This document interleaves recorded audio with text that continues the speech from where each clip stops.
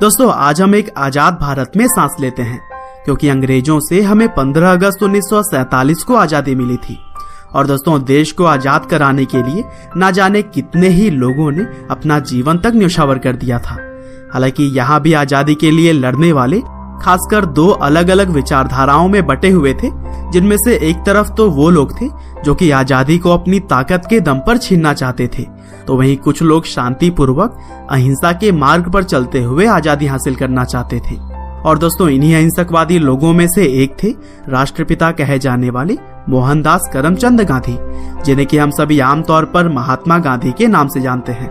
और दोस्तों गांधी जी भारतीय इतिहास के वह व्यक्ति हैं जिन्होंने देश हित के लिए अंतिम सांस तक लड़ाई की है, और उन्हीं की तरह ही हजारों वीरों की वजह से हमारा देश 1947 में आजाद हो सका था। तो दोस्तों आज के इस वीडियो में हम भारत के सबसे लोकप्रिय लोगों में से एक महात्मा गांधी के जीवन के बारे में जानेंगे कि किस तरह से आखिर अहिंसा के मार्ग पर चलने वाले गांधी जी ने अंग्रेजी हुकूमत को हिलाकर रख दिया था। तो दोस्तों इस कहानी की शुरुआत होती है 2 अक्टूबर 1869 से, जब गुजरात के पोरबंदर शहर में महात्मा गांधी जी का जन्म हुआ। उनके पिता का नाम करमचंद गांधी और माँ का नाम पुतलीबाई था। हालांकि भले ही गांधी जी पोरबंदर शहर में पैदा हुए थे, लेकिन जन्म के कुछ साल बाद ही उनका पूरा परिवार राजकोट में रहने लगा और फिर गांधी जी की शुरुआती पढ़ाई भी वहीं से हुई थी। और दोस्तों 9 साल की उम्र में पहली बार स्कूल जाने वाले गांधी जी शुरू से ही काफी शर्मीले थे और वह बचपन से ही किताबों को अपना दोस्त मानते थे। और फिर आगे चलकर महज 13 साल की उम्र में ही उनकी शादी उनसे 1 साल बड़ी लड़की कस्तूरबा से हो गई।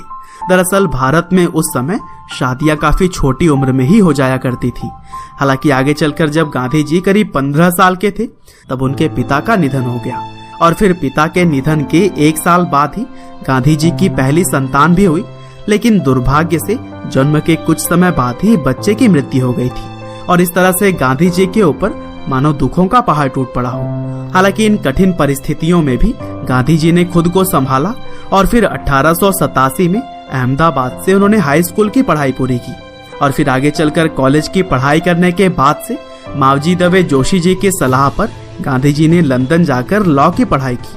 हालांकि 1888 में गांधी जी दूसरी बार पिता बने, और इसी वजह से उनकी मां नहीं चाहती थी कि वह अपने परिवार को छोड़कर कहीं दूर जाएं। लेकिन कैसे भी करके उन्होंने अपनी मां को मनाया और फिर 4 सितंबर 1888 को लंदन पढ़ाई के लिए वह चले गए, और फिर 1891 में पढ़ाई पूरी करके वह अपने वतन भारत वापस आ गए। हालांकि विदेश में पढ़ाई